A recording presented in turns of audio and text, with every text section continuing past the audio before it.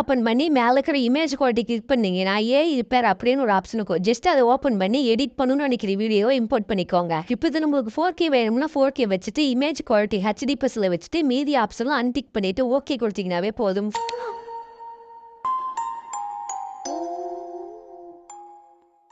Okay guys, இது ரியலாக இல்லை ஃபேக்கான்னு ட்ரை பண்ணி பார்த்துருவோமா? முதல்ல விமேக்கிங் ஆப்பை ஓப்பன் பண்ணிக்கோங்க. அதில் போயிட்டு இமேஜ் குவாலிட்டின்னு செலக்ட் பண்ணிவிட்டு ரிப்பேருங்க ஆப்ஷன் சூஸ் பண்ணிட்டு உள்ளே போய் ரெசல்யூஷனை வந்து நம்ம எவ்வளோ வேணுமோ அவ்வளோ சொன்னால் நான் 4Kன்னு வச்சுட்டு இமேஜ் குவாலிட்டியை வந்து அவங்க சொன்ன மாதிரி அல்ட்ராக்ஸில் வச்சுட்டு நைட் வியூ இன்டர்பிளேஷன் ஆஃப் பண்ணிட்டேன்.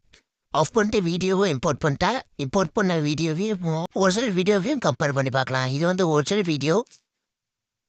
இது வந்து நீ இம்போர்ட் பண்ண வீடியோ. நம்ம இம்போர்ட் பண்ண வீடியோக்கும் ஒரிஜினல் வீடியோக்கும் ரொம்ப மைல்டு டிஃப்ரென்ஸ் தான் இருக்குது. ரெண்டுமே கிட்டத்தட்ட ஒரே மாதிரி தான் இருக்குது. என்ன பொறுத்த வரைக்கும் இது வந்து ஃபேக் தான். அடுத்து எந்த இப்போ ரிவ்யூ பண்ணணும்னு மறக்காம கமெண்ட்ல சதுர விட்டு போங்க. அடுத்த வீடியோவில் சந்திக்கலாம். பாய்.